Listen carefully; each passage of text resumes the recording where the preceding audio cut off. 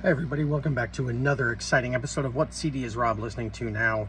And now we continue on with our Iron Maiden studio album Marathon.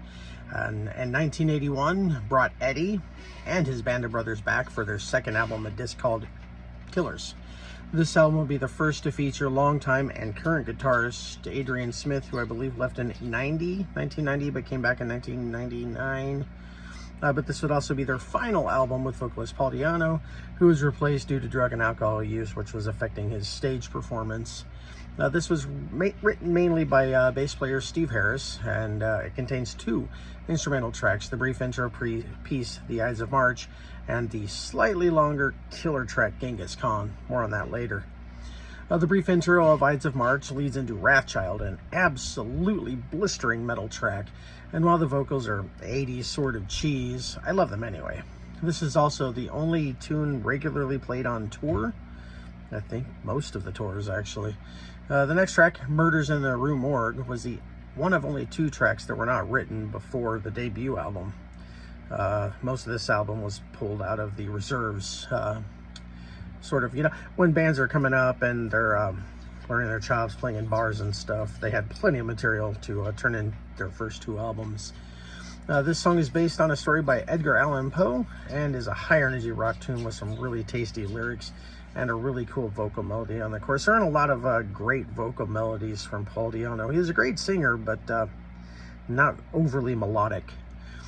Another Life kicks in with a brief drum intro before giving way to guitars, amazing bass playing, and the vocals. There are some really cool moments on this track, especially the guitar harmonies and some shredding moments.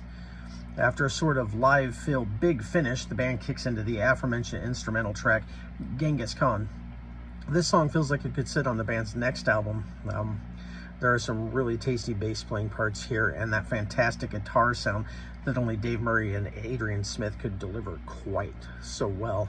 Also look for some double bass drum sound and a cymbal being ridden like a fire-breathing horse riding into battle, or something like that. Innocent Exile comes in with some brief bass work before a guitar riff repeats a few times, bringing the full band in. This is another song that I believe was sadly forgotten and one of the best from the album.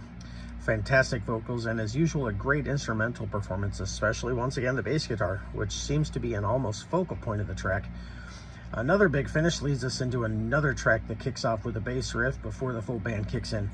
The title track, that leads us into the side 2 of the album and is another blistering hard rock tune with some great vocals from Paul Di'Anno. Add to that a guitar riff that I think most metal fans should know by now, and you have a classic Iron Maiden tune here. Next up on the album is Prodigal Son, probably the most proggy feeling track on the album.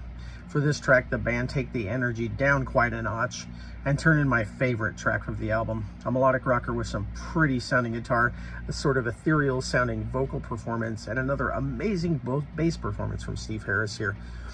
This song shows just how versatile these musicians were and always have been.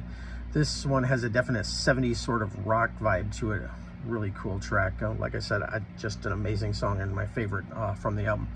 Purgatory is another hard rocking tune with a quickly delivered vocal performance that Di'Anno was so very good at.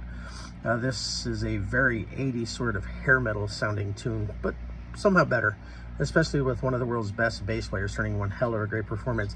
There's that sort of vocal thing that starts with like kind of a howl that kind of rises in intensity and note. It works here. I enjoy it. There are some vocal melodies that I also enjoy on this as well. The album closes with Drifter, another high-energy hard rock tune that must have felt so much heavier when the album was released. In fact, the whole album must have. Vocally, I think this is probably one of the best on the album. The guitars sound great as well, with some harmonies that I really enjoy. And as usual, we get one hell of a great bass performance from Mr. Steve Harris. This tune was a great way to end the album, especially with that section that sort of takes the song down a notch and gives a very cool sort of melodic vibe that the band would use throughout their entire career in many tunes. Not the best song on the album, but I think it would have been a fun tune on tour. And as I said, sadly, this would be the last album with Paul Di'Anno on vocals, although the next album brings in one of the greatest vocalists of all time, so we have that to look forward to.